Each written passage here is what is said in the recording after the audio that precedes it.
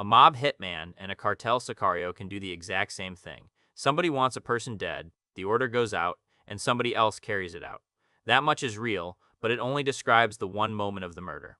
Once you look at what these guys actually do the rest of the time, how they get into the organization, who's giving them orders, how they get paid, and what happens when a job goes wrong, the two roles start pulling apart fast. I gotta be real, some cartel sicarios make the mob enforcers look like a total joke.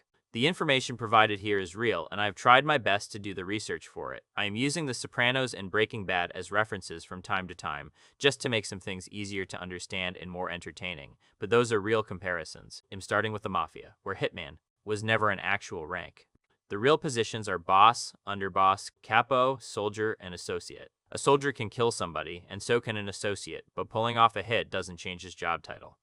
Real mob defendants have killed somebody 1 month and gone back to collecting debts, running extortion, and moving drugs. Killing is just one thing a made guy might get asked to do inside a bigger criminal life. Furio is probably the cleanest example of this on The Sopranos, because Tony uses him for almost anything that falls under enforcement. Guarding him, scaring somebody straight, collecting a debt, or turning seriously violent, whatever the moment calls for. His whole value to the family has nothing to do with sitting around waiting for the next contract to kill somebody. The word Sicario stretches in a completely different direction. It usually gets translated as assassin or hitman, and plenty of Sicarios really are just that. But the trafficking organizations they work for can also keep permanent crews of armed men on the payroll, whose job never really ends, even after one target is dead. The Jalisco Cartel is even said to run its own dedicated armed unit, with its own chain of command, built entirely around enforcement as a permanent function rather than a one-off task. Marco and Lionel Salamanca work well as a Breaking Bad comparison here, because everything they contribute to the cartel is violent. Enforcement, revenge, and killing are basically their entire role in the story. They're heavily stylized characters built for television. But the underlying idea holds up. They look a lot more like dedicated violent specialists than Furio ever does. Furio belongs to a mafia crew that needs him to earn money and enforce its relationships at the same time. The cousins belong to a trafficking organization built to assign people purely to violence. That one difference is the foundation almost everything else in this comparison comes back to. How are they recruited, proven, and trained? Getting into the mafia usually starts with relationships you already have. An associate spends years hanging around made men, taking part in crimes, earning money, and proving over and over that he can be trusted, before he's slowly folded into a crew. Christopher's story is that process in miniature. He grows up around Tony, works his way in through those relationships, and spends years wanting formal recognition for it.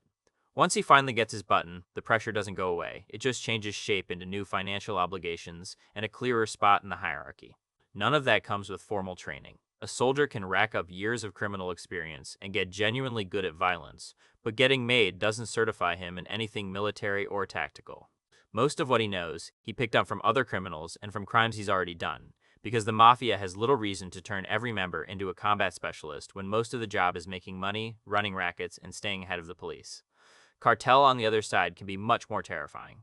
Recruitment covers a much wider range, because the organizations themselves are so different. Recruits come through friends and family, street gangs, former police and soldiers joining outright, or kids starting as lookouts before moving into enforcement, and reporting has documented recruitment through social media, fake job offers, and outright coercion. Training follows the same spread. At the bottom, recruits get almost nothing and get pushed straight into dangerous work.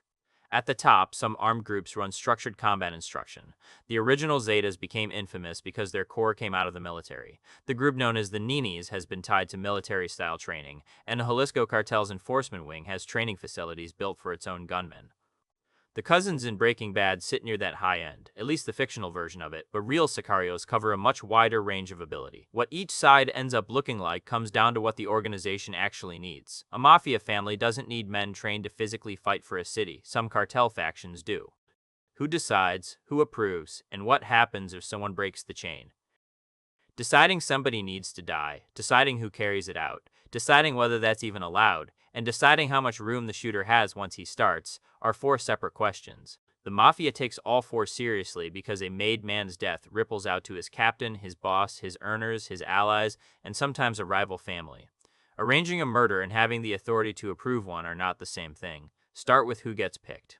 A mob boss doesn't point at the nearest soldier.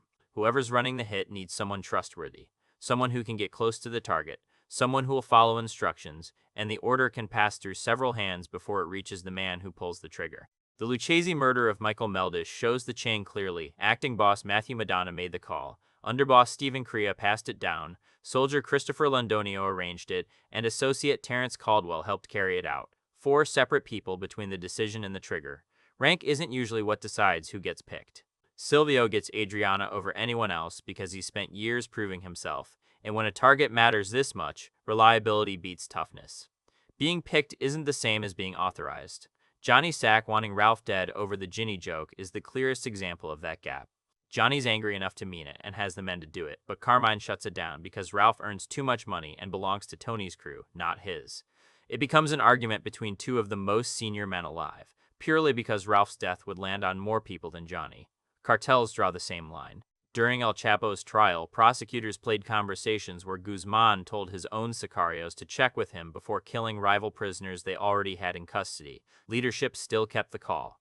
How much freedom a sicario has depends entirely on rank. A low-level guy gets a narrow instruction and follows it. A plaza boss or senior commander can run whole crews across a territory, which is why the word sicario tells you almost nothing on its own. It covers the man taking the order and the man giving it to 200 others. Cartels punish disobedience too, and reports on the Sinaloa cartel describe real violence against members accused of it. There's just no single structure behind it the way mafia induction works across every family. A powerful commander might be well protected. A low-level recruit might have none. Are they paid, and are they expected to earn beyond violence? The hired hitman cliché comes with a price tag on every body. Real organized crime is messier. Mob murders can involve straight cash. A Bonanno associate named Joseph Young agreed to kill somebody for $10,000, and a DeCavalcante case offered supposed assassins as much as $50,000. But a made man also takes on an obligation to commit violence the day he's inducted, so a soldier killing somebody on order isn't always doing separate paid work. He's often just fulfilling the role that already pays him through gambling, loan sharking, extortion, fraud, or drugs. A mob soldier is expected to earn, full stop. The mafia exists to make money, and a guy who's terrifying but never produces a dollar has limited value in a system built on kicking cash up the chain. The Sopranos leans on this constantly. Paulie is always stressed about money moving upward. Christopher feels the pressure the moment he's made because earning is not as easy as he thought. Meanwhile, a dedicated sicario can justify his whole existence through security alone, protecting the trafficking business while everyone else handles production and money. That split isn't clean. Sicarios get pulled into trafficking and debt collection too, especially once one rises into leadership, since a plaza boss ends up controlling both the violence and the drug movement in his territory. Lower down, though, an organization can keep armed men around, purely to protect everybody else's business. Payment reflects that split. Some sicarios are hired for one job, including gunmen brought up from Mexico specifically for enforcement work in the United States. Others belong permanently to a cartel security structure and get supported simply for being part of it, the same way a soldier gets his cut, which is why guarding a leader or an operation every day can't really be explained by a per murder fee. The job continues on the days nobody's scheduled to die. A mafia crew needs its soldiers to bring money in. A cartel enforcement cell can justify itself purely by protecting whatever produces the money. What else do they do besides killing? Once violence turns into a permanent part of an organization's structure, instead of a one-off task, everything a sicario might get asked to do gets a lot wider than just killing somebody. Guarding a boss is one obvious example. Cases against El Chapo's sons describe armed sicarios assigned specifically to protect senior leaders, which ends up looking a lot more like heavily armed bodyguard work than anything resembling a hit. That same logic extends to the labs themselves, since losing a fentanyl lab threatens the entire supply chain, and El Chapo's sons have been accused of using their own sicarios to guard production sites the exact same way. Trafficking routes need that same protection for an almost identical reason. Drugs have to move one way, and cash has to move back the other, and a rival organization grabbing control of that corridor can damage the whole business overnight. Kidnapping shows up constantly in cartel enforcement too. Whether the goal is squeezing information out of somebody, gaining leverage, or just punishing them, with interrogation often happening before leadership even decides what happens to the person next. And drug debts still need collecting. Cases against the Sinaloa cartel describe violent collection of money owed to the organization, on top of everything else already on this list. The mafia overlaps with a good chunk of this. Debt collection is a classic mob enforcement job. Intimidation is what keeps gambling, loan sharking, and extortion running smoothly.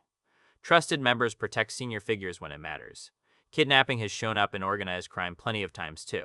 What's different is the proportion. A mob enforcer's everyday violence almost always sits inside the crew's economic relationship somewhere. A cartel sicario can spend his entire career protecting an international trafficking system and the physical setup holding it together, without that violence ever touching a debt or a racket at all. Who can become a target? Both organizations kill the people who threaten the business. Where they draw the line on who counts as a threat is where things start to differ. Informants are the obvious starting point. The mafia's entire code of silence makes talking to the authorities the worst betrayal a member can commit. Big Pussy is the clearest example on The Sopranos, because his death comes right after Tony confirms that somebody inside his own inner circle has been feeding information to the FBI. Tony, Silvio, and Paulie kill him themselves because the betrayal cuts straight into the center of the crew, not somewhere out on the edges. Adriana sits in a different spot, since she's never made and never actually belongs to the organization the way Pussy does. But her closeness to Christopher still gives the FBI a direct line to the people around Tony. And once Christopher admits she's been cooperating, the family treats her exactly like a witness who can keep hurting them the longer she's alive. Cartel sicarios go after informants and witnesses for the same reason. Rival criminals are a shared target too. Mafia disputes can pull in individuals, whole crews, or entire families. Cartel conflicts usually involve rival trafficking organizations fighting over territory that's simply bigger, which stretches the target list even wider. Some cartel factions have gone after police and soldiers directly. Public officials and politicians can become targets whenever a cartel wants control over local government or security decisions. Even business owners and ordinary civilians can end up targeted, purely to force cooperation or scare off resistance. Cartel is much more ruthless and has even gone after kids and women at times, while the mafia usually has a rule to not touch them. What happens when something goes wrong? Neither system runs on a fixed rulebook for when something goes wrong, whether a hit fails, a killer refuses, or the wrong person dies. What happens next depends on the damage and why it happened, not a standard punishment.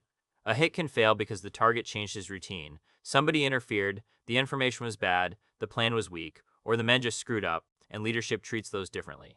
What matters is how important the target was, whether there's a second chance, whether the failure exposed the organization, and whether retaliation is coming. The Season 1 attempt on Tony's life shows how fast this escalates. He survives, figures out his own people were behind it, and that failure becomes the start of retaliation against them. The cousin's failed attack on Hank does the same in Breaking Bad. He survives long enough to kill Marco and badly wound Lionel, and the fallout spreads far past the original revenge. Either way, a hit belongs to the organization, not the man holding the gun, and a botched one can expose leadership, tip off the target, and hand him a new enemy who now knows somebody wants him dead. Refusing an order works the same way in reverse.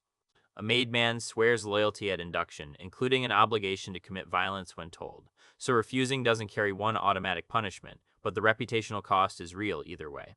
A man trusted enough to get made and then refuses raises doubts about his obedience, and an associate who refuses can kill his own chances of ever getting made. Refusing a cartel order is far more dangerous for anyone coerced into the organization or serving under especially brutal factions. Recruits have been killed simply for refusing, which says everything about how little freedom the lowest ones have, even though a senior commander often has enough standing to push back or walk away. Killing the wrong person is its own disaster, because a murder is supposed to deliver a specific benefit, and a mistake pays every cost without any of the result. Inside the mafia, killing somebody tied to another crew can turn a clean job into a political dispute overnight, forcing leadership to explain it, pay somebody off, or brace for retaliation. A cartel mistake does the same on a larger scale. The wrong victim might belong to a rival faction or matter to a whole community. And in an active territorial war, one mistaken death can even read as a deliberate attack.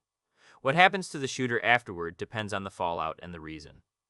Bad information from above is a different problem than a man who ignored his orders. Why did cartel enforcement get so much more militarized, while the mafia got quieter? Weapons alone don't explain it. A mob killer can carry a rifle, a sicario a handgun, and the gun at one murder says almost nothing about the organization behind it. What actually explains it is the opposition each one expects to face. American law enforcement spent decades learning to prosecute La Cosa Nostra as a whole organization instead of one crime at a time. Wiretaps caught conversations bosses assumed were private. Informants exposed the hierarchy from inside.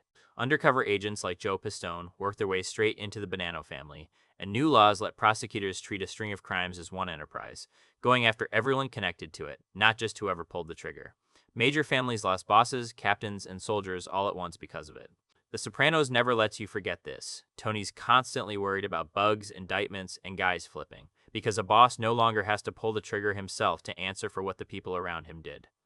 Visible violence gets expensive in that environment, since a murder creates witnesses, evidence, and potential cooperators, and the family has every reason to avoid open conflict with the government. There's no need for a permanent armed unit built to fight for a city. Some Mexican cartels grew up under the opposite pressure. Trafficking organizations fragmented, rival groups fought over plazas, and government crackdowns kept removing leaders and triggering new power struggles underneath them. An organization living through that needs people who can hold territory, not just remove one person, especially once it's fighting another armed group for the same ground or facing off against police and the military directly. That demand accelerated once Los Zetas entered cartel competition with a military background nobody else had, and other organizations built their own units off the same blueprint. October 2019 shows what that looks like in practice. Mexican forces captured Ovidio Guzman, one of El Chapo's sons, and within hours hundreds of cartel gunmen took over the city with military-grade weapons, burned vehicles into roadblocks on every highway out, and freed inmates from a local prison. The government released Guzman rather than risk more bloodshed. A hitman doesn't do that. An armed force does. At that extreme, assassin barely covers what these men do, can start as a single gunman and end up commanding an armed group of his own, part of a security structure rather than one man with a gun. The modern mob killer and the militarized Sicario drifted toward opposite ends of organized violence because the businesses around them needed completely different things. The easiest way to confuse these two roles is to focus entirely on the moment somebody actually gets killed. For that one moment, the resemblance can look almost perfect. A superior gives the order, a target gets identified, and a killer walks up and carries it out. It's everything surrounding that single moment that explains the difference. A mob hitman is usually already a gangster living a much wider criminal life. He earns money, belongs to a crew, answers up a hierarchy, and might occasionally get chosen to carry out a murder purely because leadership trusts him, and his value keeps depending on the money and the relationships he brings to the organization long after that one killing is finished. A cartel sicario can occupy that exact same narrow role, but the word can also describe somebody whose entire function inside the organization is violent enforcement, protecting a boss, guarding a lab, escorting trafficking operations, kidnapping rivals, collecting drug debts, defending territory, or answering to a commander responsible for hundreds of other gunmen just like him. The differences start well before anyone even pulls a trigger. Mafia recruitment builds up slowly through criminal relationships that already exist. Cartel recruitment can come from family connections, gangs, military backgrounds, social media, or outright coercion, all under one umbrella term. And training follows the same split. Mafia training is mostly informal, picked up on the job through crime itself, while Sicario training can range from almost nothing at all to structured, military-style preparation. They get paid differently, too. Mafia soldiers are generally expected to produce money beyond just violence, while a cartel's dedicated security men can earn their keep mainly by protecting the people and the operation that produced the money in the first place. And when something goes wrong, neither world runs on one simple rule. What matters most to leadership is obedience, exposure, retaliation, and whether the violence served the business at all. For the few seconds somebody sees Furio or the cousins walking through a door, they can look almost identical. Furio's life inside Tony's organization stretches far beyond that one threat. The cousins are built entirely around violent enforcement, and real cartel sicarios can go even further than that, becoming permanent guards, territorial fighters, and commanders in their own right. A mob hitman is usually a criminal being used for a murder. A sicario can be the armed part of the organization itself.